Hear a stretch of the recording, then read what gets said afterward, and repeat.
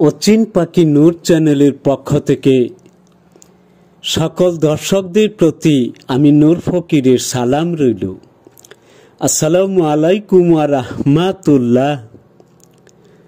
আজকের বিষয় হল কম্পিউটার প্রদত্ত কোরআনের কিছু তথ্য।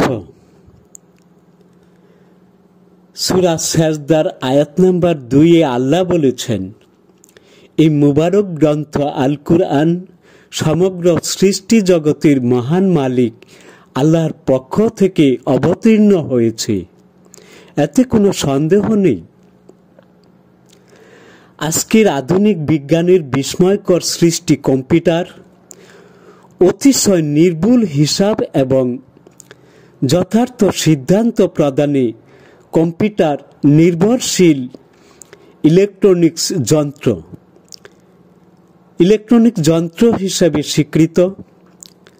কয়েক বছর পূর্বে আমেরিকান বিজ্ঞানীদের মধ্যে বিশিষ্টজনেরা মহাগ্রন্থ আল কুরআনের বিভিন্ন তথ্য নিয়ে কম্পিউটার প্রোগ্রামিং দ্বারা পরীক্ষা করেন এটি ঐশী গ্রন্থ কিনা, এটি আল্লাহর পক্ষ থেকে আসা সত্য গ্রন্থ কিনা। তখন কম্পিউটার কুরআন সম্পর্কে যে সব তথ্য প্রদান করেছে তা যথারীতি বিস্ময়কর। তথ্যগুলির মধ্যে একটা হলো, আল কুরআনের মতো বৈশিষ্ট্যমণ্ডিত গ্রন্থ রচনা করার জন্যে সময় প্রয়োজন হবে 626 সেপ্টিলিয়ন বৎসর।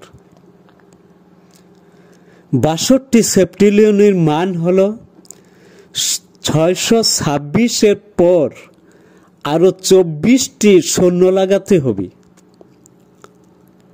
বিজ্ঞানীদের মতে পৃথিবীর বর্তমান বয়স 460 কোটি বৎসর। মানুষ সৃষ্টির সূচনা হয় প্রায় 2 মিলিয়ন বৎসর পূর্বে। কম্পিউটার প্রদত্ত তথ্য অনুযায়ী আল কুরআনের মতো সমান হরফ সংখ্যায়, সমান শব্দ সংখ্যায় এবং সমান আয়াত সংখ্যার কোনো গ্রন্থ প্রণয়ন করার জন্য 63 অক্টিলিয়ন বার প্রচেষ্টা গ্রহণ করতে হবে। 63 অক্টিলিয়নের মান হল 63 লেখার পর আরো 27টি শূন্য বসাতে হবে। মানে এতবার প্রচেষ্টার পর একবার সফলতা আসতেও পারে, নাও আসতে পারে।